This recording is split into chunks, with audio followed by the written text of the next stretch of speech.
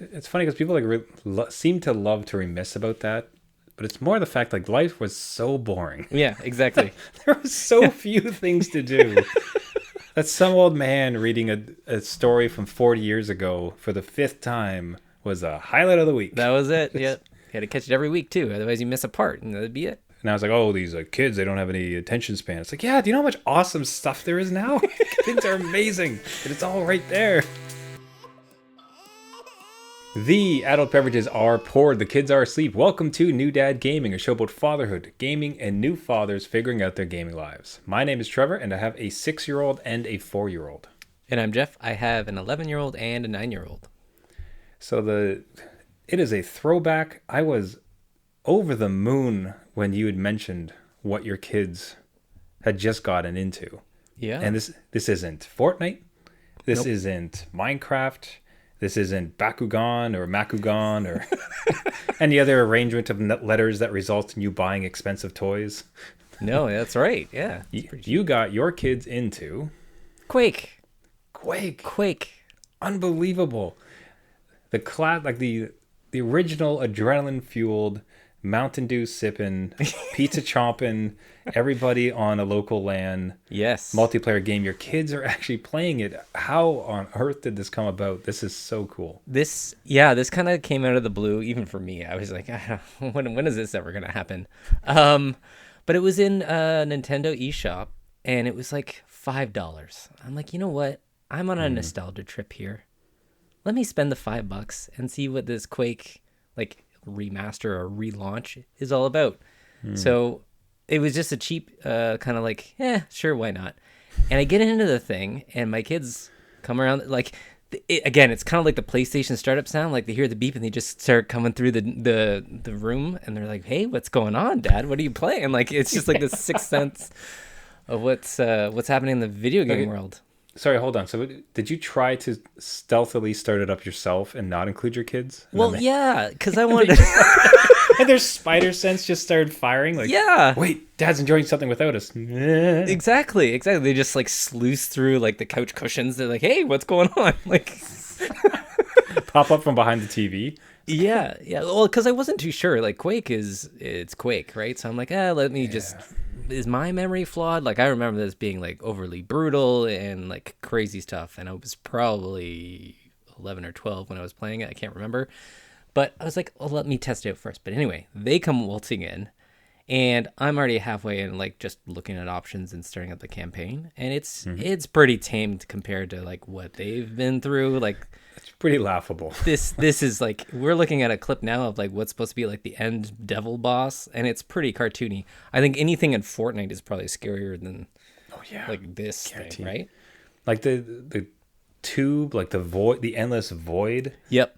Like the hamster on a wheel, like piloting a fish machine. Like it's just like Yeah, exactly. Like, so it's not anything that's gonna like freak him out or anything. So I decided, like, hey, there's a co-op mode. Let's see how this baby runs. And this is on the Switch again, right? Like the Switch should be powerful enough to run this, but I'm like, three player, I don't know, it might put it to its limits. But no, man, it's super silky smooth. We had a blast playing co-op campaign on Quake.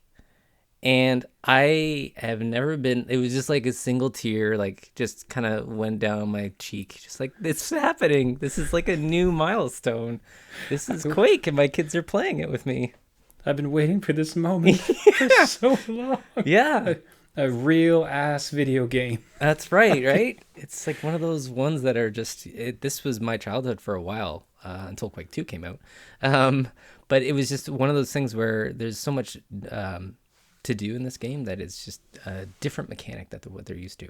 Anyway, my 9-year-old, in the campaign, he's like, I'm going to try and get, like, because you have to run around and get keys and stuff. I'm sure everybody knows Quake. It's pretty basic.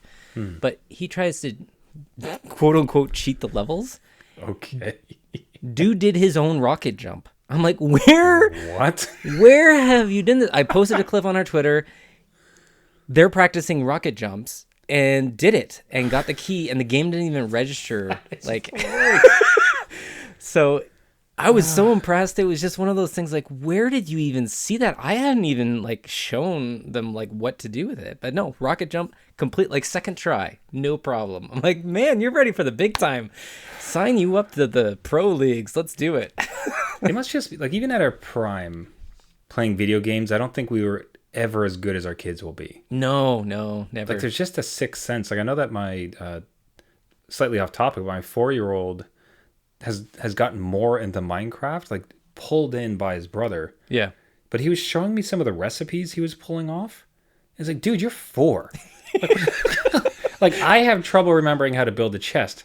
How are you building portals? Like, Yeah. what is happening? Yeah, it's insane. Like just that they again soak all that stuff up like a sponge, right?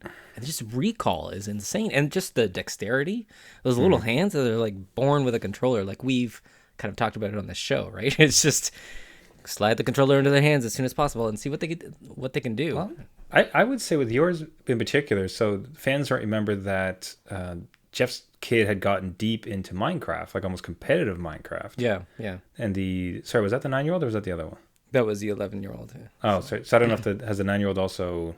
Oh yeah. Okay, so they're both kind of into a more competitive Minecraft. Yeah. And that's where we were lamenting terms such as butterfly clicks and other things. Yep. So even at that young age, your kids already have this higher expectation of performance on games for their friends. So the thought that they can come back to what would be our old turf Yeah. and apply that kind of newfangled approach to gaming, like at a high level to it. That's actually, so here's the scenario you want. I don't know if you'll be able to achieve it. Is that, okay, kids, now we're stepping into dad's territory. Forget your Fortnites and forget your Minecrafts and forget your craft nights. Like this is Quake now, baby. And then they kill you consistently. Yeah. Like what I'm really wondering is that, did you do any head-to-head with them? Oh yes, we did. We did. Okay. That was next up. That was right after the campaign. Oh boy. Okay, so how did it go? Like this is a moment of glory or ultimate shame. That's right. Shame's not the right word. But sadness. I will assure everybody in our audience that the gaming dad schooled his kids.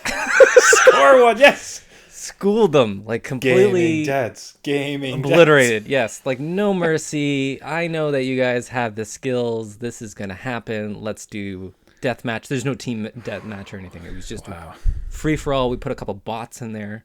Yeah. Everyone's running around. I schooled them. It was just beyond awesome. Everyone was having a good time. Like they're not like crying in the corner like, why dad, why did you do this? Please stop this. But no, it was great. And then like again, I quit while I was up on top, okay? Because my oldest was getting close to me and in the scoreboards, and I'm like, well, you know what? Like I think that's enough gaming for today. We'll just leave it there. You know, this is a new game. Let's just let this kind of like sink in a little bit. God, I hope you took some videos of it. I hope you wrote it down somewhere. Maybe took a photo because Document. It's probably that's gonna be so short lived. Like he's probably gonna get so good at it so quickly. Already is. I can already see it. So it's the problem. Okay. Hey, you did it. Like just retire. Yeah. Don't touch it again. No. Delete. Like, oh, sorry, son. I'm one and done. Yeah. That's it. But what I will say for anyone that's looking at it, it is on sale on the Switch, right? But you need 2 Joy-Cons to count as one controller, which was a bummer. Oh, yeah. So I bought it a second time on the PlayStation for like $10. So it's like double the price, okay. but you can use any of the controllers. And we all had a great time on the team deathmatch there. So we played it, went out on top. Might pick it up again when, they're a little bit tired and I won't see the scoreboard blow out and me in last place. But yeah, it was a great time. I'm like on top of over the moon. This is a great milestone. So exciting. Yeah, the question would be, I think you'll have to swallow your pride because the joy of playing it, I think, will be greater than the shame of losing to your kid eventually. Yes, absolutely. So just to come to accept it, there's no shame in it. Just we're all dads here. Our kids are going to be better than us. We want them to be better than us. I think so, right? Push them forward, right? That's the whole mantra of things. Just so you're buying it on multiple systems to accommodate the play. There must be some gaming dad term for it. Because I'd pulled that as well. Like there was I repurchased Zombies versus Plants just to get it onto the next system. Yeah. Because it was kind of chugging along on the Switch and I wanted them on the Xbox for it. Geez, you're 20 purchases of Stardew Valley. Like it just, it feels like Yeah, there's very, yeah. very much a gaming household and specifically gaming dad trend towards buying multiple versions to support the gaming habit within the house, right? Yeah, absolutely. And you want to have like, because when they kind of saw the original on the Switch and we were having fun, I wanted to immediately like, let's grab onto that and run with it, right? Another $10 is not going to break me. Let's do this and have some fun, and we'll come back to it. And they still ask for it, so it's great. It's like something just to continue, because it'll be a flash in the pan for who knows kind of how long this will last. So maybe next is Unreal Tournament. I mean, we can go up from here, right? I'm just waiting for you to like study, like you up until like midnight, studying all your old tactics and like the routes you're supposed to take. Yeah, yeah. I have to shake off the dust in my memory of how this game worked and all the map layouts and all the. God, I used to make levels for this game, so Oh yeah, I even that's want to get cool. into looking at that stuff, like level editors, and see if my kids want to do it. That would be really cool for your kids because your kids are really creative with that, especially coming from the Minecraft world of their Yeah, creations. To yeah. apply that to this, as far as quaking, Right? oh man, Right?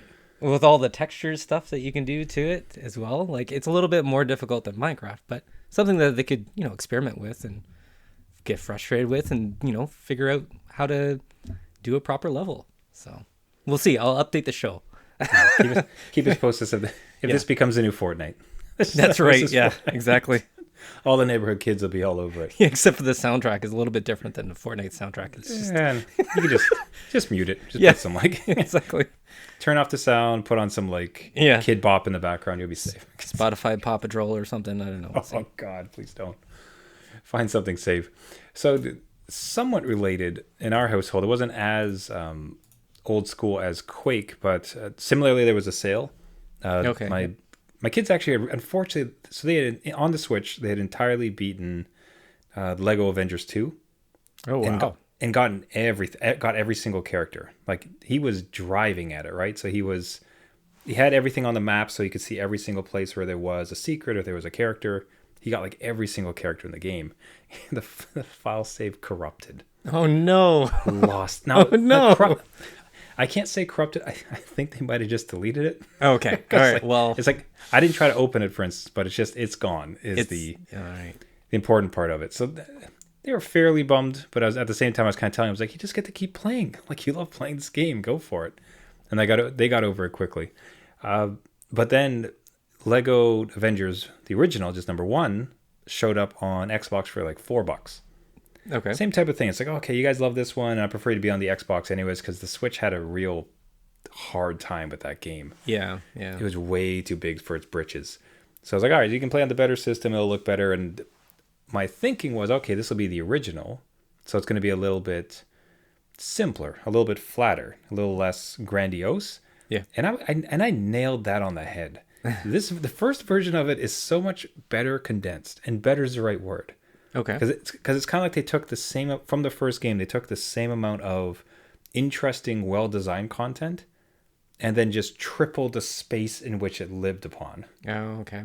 It's kind of like a classic Ubisoft, where it's just, hey, you know what they loved about Assassin's Creed, like assassinating a lot of people in dense city. Yeah. Well, let's just make it 50 times the size with 100 times the side quest. Let's make a Hooray. desert where you can travel through the desert. Like, well, sir, how big do you want it? I want them to walk in game for 4 hours. That's the type of size I'm talking about. So I've honestly started to find that. So even with the older Batman games, especially the ones that kind of showed up on the 360 and maybe encroached into like the Xbox One or PS4. Yeah. But that type of PS3, Xbox 360 era of Lego games, the games feel so much tighter. And I'm trying my best not to have like the classic dad, rosy memories about it, where everything's better back in our day. Yeah. It all went downhill after Chrono Cross. After Quake, it went downhill. Yeah. Yeah. But I very legitimately think that, especially with this franchise, Lego, after it hit that kind of like the 360 era, it just really started to go downhill. I don't know if you've like had any experience with it or noticed something similar with other series. Yeah, Lego especially, because my kids that was a phase. They're out of that phase, but it it kind of speaks to what you touched on. That generation, maybe there was a memory bottleneck or something, and they're like, no, we have to kind of squish everything into this one space, unless you want to like endure all these load times. And like that was like, no, let's like just try and keep it tight. Where I think when they went up the generation, there was just a lot more that you could do. Didn't know necessarily how to fill it, right? So my kids dropped out of those games pretty quickly, at least the open world kind of games. It was just too much to take in. There's too much to do. And I think you and I have had issues with like just there's too much on screen at once and you're not sure like where to go or what to do. So it's just one of those things where a tighter experience could be great. And then if you want your open world or your huge game, then there's space for that. But at least with your kids and this experience, it's good to have like a, something a little bit more condensed. Yeah. I just found too, like it started to get silly and not in the good way, like, hooray, this is fun and silliness, but it's more fun and good, silly fun. It was instead just, you're not even trying hard to make this relevant. So what I would mean is like, so there's a Lego puzzle and I need to build a bridge. So you would go over to the dinosaur bones. I was sitting there, smash it up, and then the dinosaur bones would become the bridge. Right. And you're like, oh, okay, great. Like, I'm not being facetious. Like in the later games, it was like, okay, well, I need to turn off that fire over there. Yeah. So I'm going to smash this brick tower, which turns into a chicken, which then goes and lays an egg in this frying pan that I have to build, which then turns it into a fire hydrant, which then like turns it off. Like there's no connective tissue. Like it's supposed to be ludicrous. Of course it is. But like it's to the point of being insulting where it's just slapdash. There's no connective fiber to any of the themes whatsoever. And so in Avengers 2, I found it all the time with their puzzles where it's just like, this is not clever or good. like with the original ones, especially like some of the Batman games, like it was just what you would place where, like it was all themed. Like it kept a consistent theme. And even from our storytelling for my kids, as far as, this is kind of narrative. Like this is like, we're in this world and we're bad and we're doing this thing against a penguin. So it's fish related now. Right. Like, I like that there was some sort of narrative consistency. And I don't know, something about the slapdash nonsense just started to bother me. Well, and I think we've spoken on the show before, just Lego works in its own logic, like its own space, right? So you have to kind of like figure out what that, what that terminology is. Mm-hmm. And if it's something that's a little bit more, on theme, it hits different, right? Than something that was just like you were saying, smash all these blocks, you build something that you don't know what it is yet until you build it. And then you have to go do a different thing to match with whatever this weird thing is, right? Mm-hmm. It's not something you can look at and be like, yeah, I need to do A, B, C. You're like, no, I just need to smash these blocks and figure out what that does and have it do its thing. I don't know. So was that right? Yeah. Did I do things right? Is everything okay?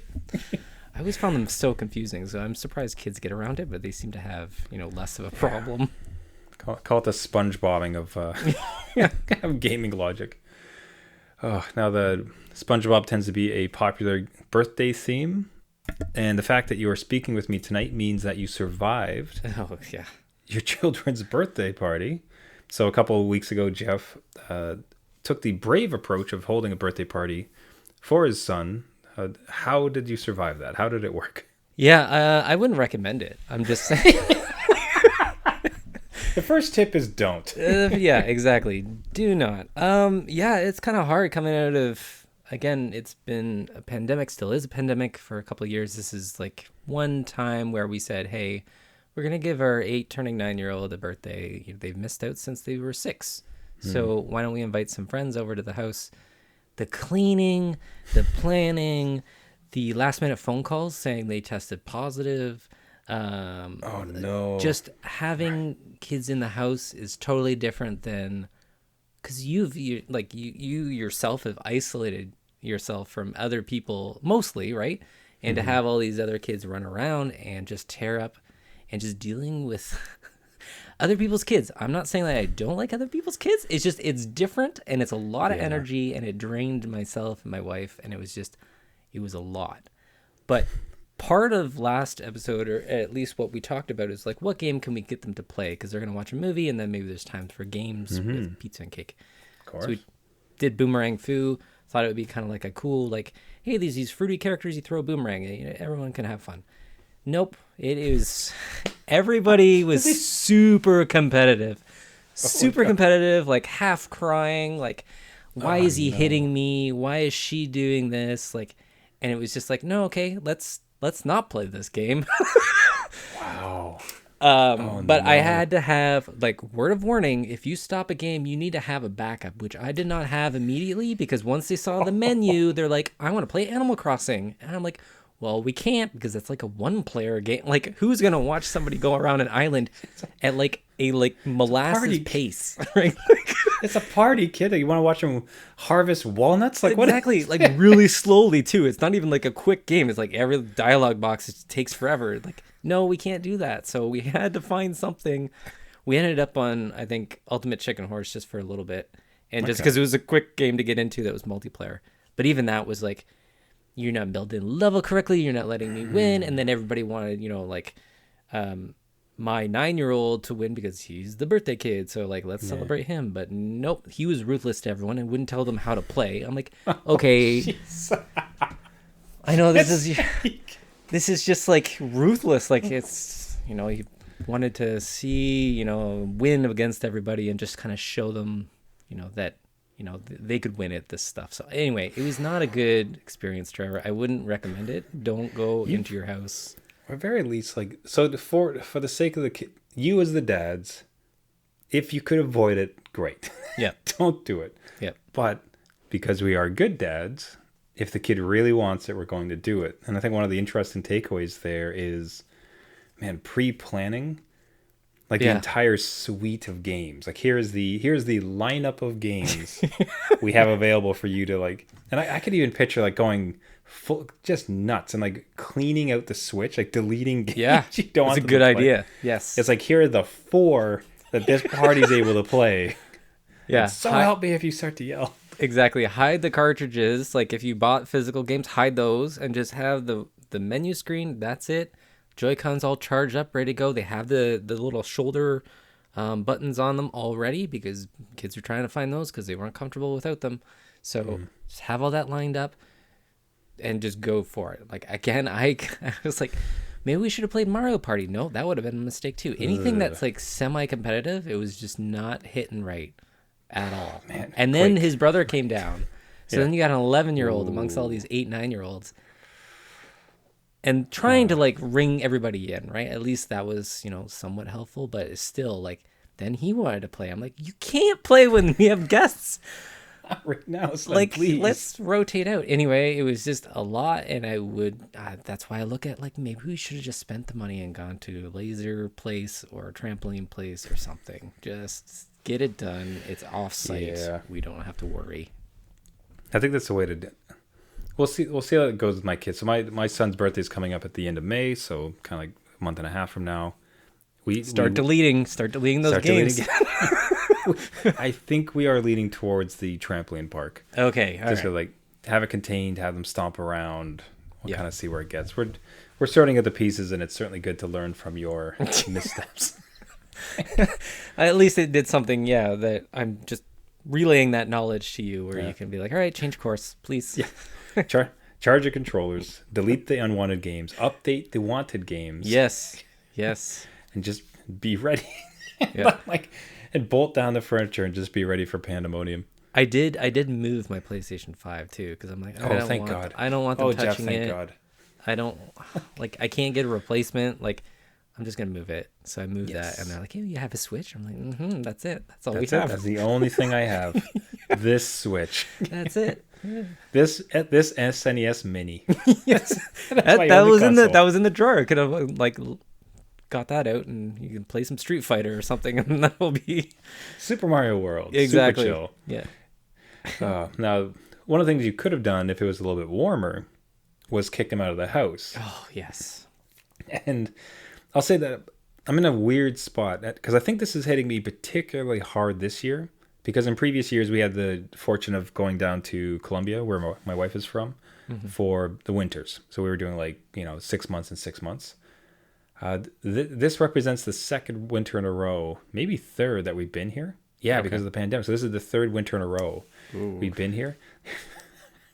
I have never been more ready for some semblance of warm weather in my life. And it's not my desire to feel sun or something. It is my desire to kick my sons out of the house.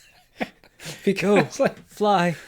because even it has already been amazing. So we're in Canada here. We're in Canada spring, which means plus 18 the one day, like super sunny, super hot. Right. I was trying to do the Fahrenheit conversion. I couldn't off the top of my head. Don't know it. No. I think it's like double or triple. But talk t-shirt weather one day, and the next day back to blizzards, freezing coats. Like it's awful. Yep. But on those sunny days, there's literally been moments where it's just like, turn off the TV, get the heck outside, just punt them. It's like, I don't know what to do. It's like, not my problem. It's like, you're the squirrel's problems now. Exactly. Run and be free. And it's been fantastic because then they find stuff to do in the dirt. There's a couple neighborhood kids and they stomp around. We set up the trampoline, just like ding, ding, ding, ding. There's tons of stuff to do and it's good for them. They're outside and it's just not there when it's snowing. You can, it's not the same, right? It's not the same. And it's quite like this circus of getting them out the door when it's snowing, because then they're putting their snow pants on. But then 2 minutes out the door, they'll come back and be like, didn't go to the washroom, so I gotta take all this off. Or I need my mitts, not those mitts, I need these mitts. And it's just a chore to get them out. Warm weather, the days are longer, kick them out. You hear the garage, we can hear the garage open. I'm like, fine, they're getting their scooters, awesome. As long as they, know the routine and the kids aren't hanging out in there, so be it. Go. We have one friend down the street that comes by at 7:30 on the dot to take my kids out. Nice. And they run around and just play tag or whatever. It's simple. And then shortly after 8. It's when we were growing up, it was just I don't remember being in the house. I think we were just sent out into the forest and if someone were to grab you, make sure you run away. I don't know. And then when the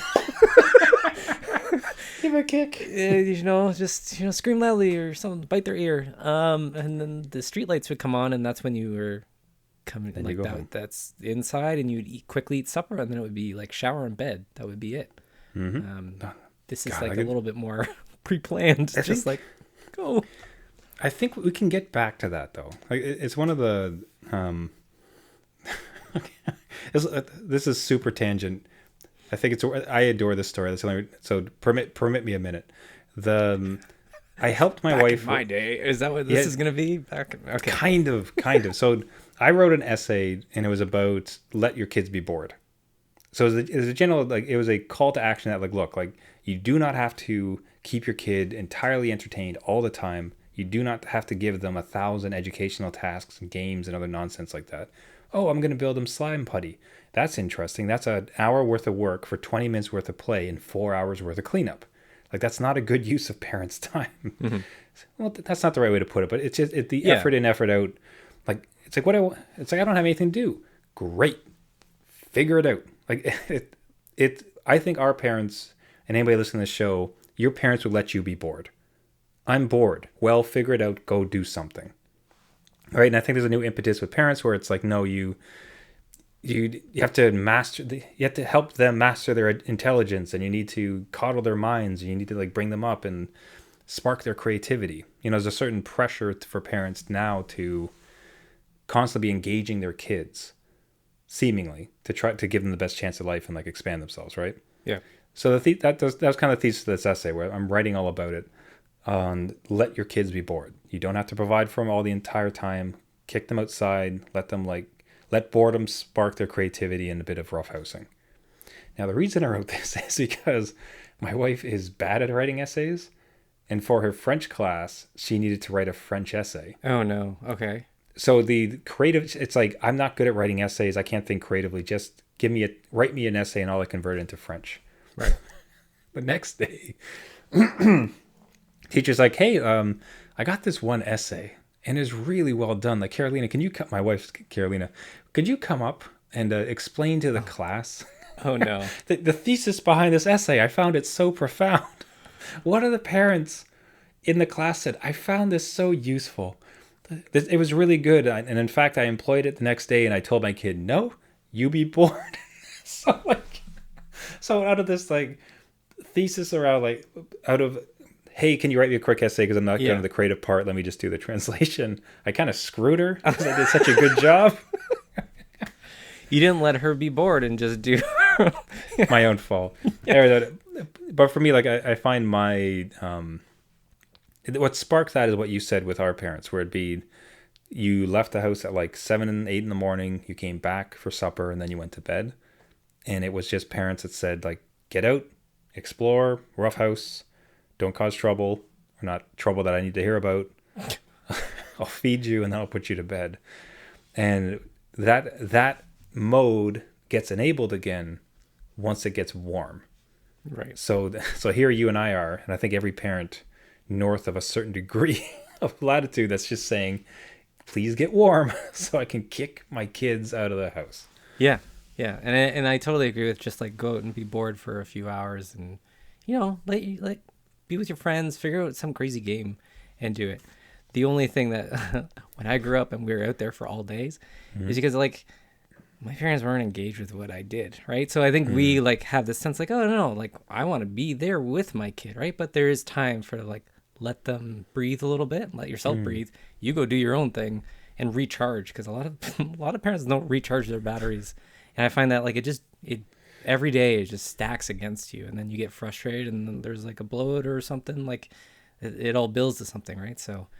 Absolutely. Warm weather. It's coming. It's just like you said, in Canada up here, it's just like a roller coaster. So like it was 19 yesterday and all of a sudden it's snowing today. So I'm like, what are we doing here? Like just give me a peace of mind and like let's have consistency. So that's good to look forward to. I'm with you.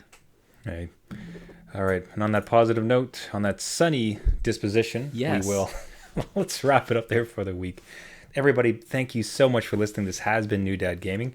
If you like the show, if you have your own horror stories of getting punted out of the house at an early age, if you have any tips for Jeff on how to reconquer Quake with his kids, if you'd have a different take on Lego, like kind of going downhill and trying to getting a bit too big for its bricks, we'd love to hear from you. So you can reach out to us at our website, newdadgaming.com, or on Twitter, where we love to engage. That's at newdadgaming. That being said, one of the greatest parts that we've had of this year has been all the engagement with fellow gaming dads, hearing the stories, hearing their takes on things, sharing links. It's been a riot, so we absolutely would love to hear from you. We're trying to grow the show as much as we can. What would really, really helps us is if you can subscribe to the show, but also leave a comment.